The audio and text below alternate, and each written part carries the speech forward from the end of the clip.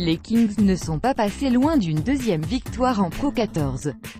Ils avaient pourtant bien commencé en infligeant un 10-3 aux Cheetahs grâce à un premier essai de Ntabeni Dukisa. Par la suite, une belle réaction des hommes de Franco Smith pour reprendre le score à la pause, 22-13.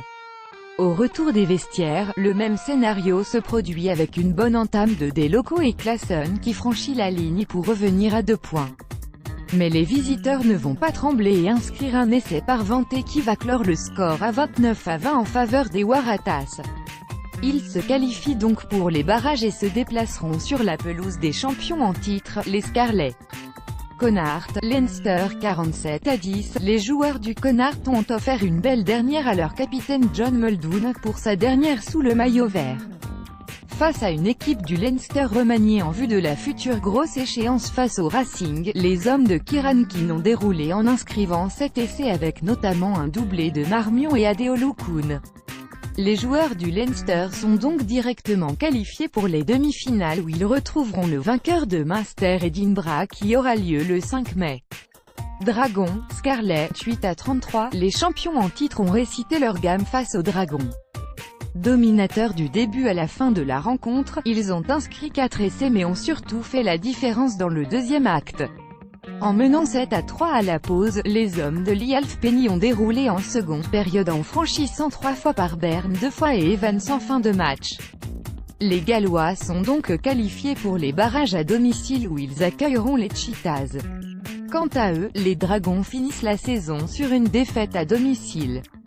Trévise, Zèbres, 17-22, match sans enjeu entre les deux formations italiennes mais ce sont bien les Zèbres qui sont allés l'emporter sur la pelouse de Trévise au terme d'un match serré de bout en bout. Les coéquipiers de Marcello Violi ont dominé les 40 premières minutes avec 2 essais inscrits par Sissi et Cana contre un seul pour Trévise et Esgarbi. En seconde mi-temps, c'est les joueurs de Benetton qui repassent devant au score grâce au doublé de Esgarbi, 17-13. Mais la fin de match est clairement dominée pour les joueurs de Zèbres qui vont bénéficier de 3 pénalités converties par Violi pour clore le score à 22-17. Munster, Ulster, 24-24, quel suspens entre ces deux formations habituées aux phases finales. L'Ulster était dans l'obligation de s'imposer sur la pelouse du Munster pour espérer un barrage mais ils ont échoué de peu. Avec une grosse première période, les coéquipiers de Johnny MC Phillips rentrent au vestiaire en menant au score 24-14.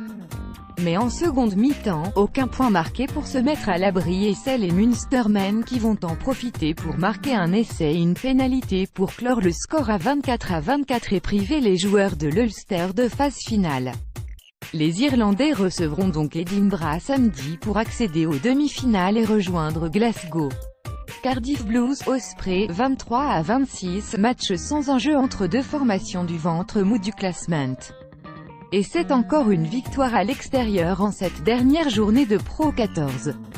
Les coéquipiers de Dan Biggar sont venus à bout des Cardiff Blues en seconde période grâce à un essai de ce même Biggar qui sera l'homme du match en inscrivant 21 points dont un essai. Il permet donc à ses partenaires de finir sur une bonne note malgré la saison en demi-teinte.